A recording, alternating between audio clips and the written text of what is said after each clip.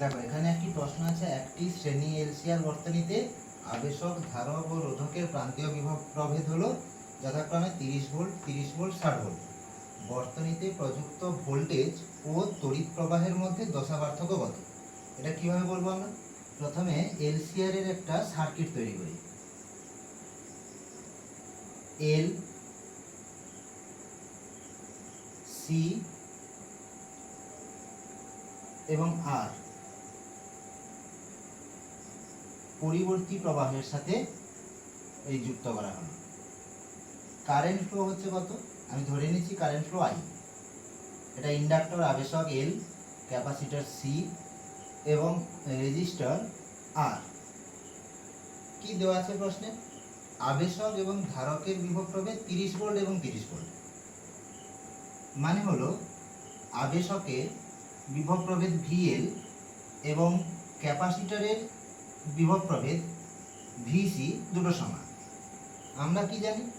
VL মানে I into XL, এক্সএলটা impedance আবেশকের, এবং সেটা সমান আই ইন্টু এক্সি।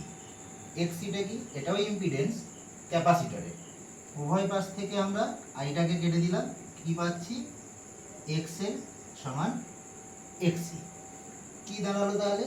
এই যে সার্কিটটা, এই সার্কিটের ইন্ডাক্টর এবং ক্যাপাসিটরের ইম্পিডেন্সটা সমান।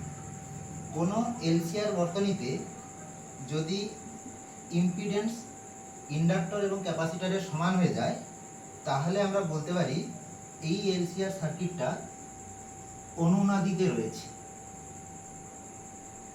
অনুনাদি বর্তনী শর্ত হচ্ছে এক্সএল এবং এক্সিটা সমান। সেক্ষেত্রে এই যে পুরো বর্তনী, সেটা বিশুদ্ধ রোধকের ক্ষেত্রে মতো কাজ করে। বিশুদ্ধ রোধকের মতো আচরণ করে।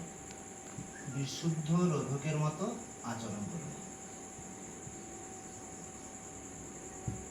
আর বিশুদ্ধ রোধকের মতন অবস্থায়, বিশুদ্ধ রোধকের মতন যখন একটা এলসিআর সার্কিট আচরণ করে, তখন সেক্ষেত্রে বিভব এবং প্রবাহ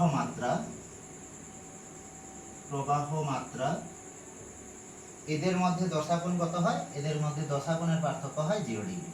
তাহলে উত্তর আমাদের কত?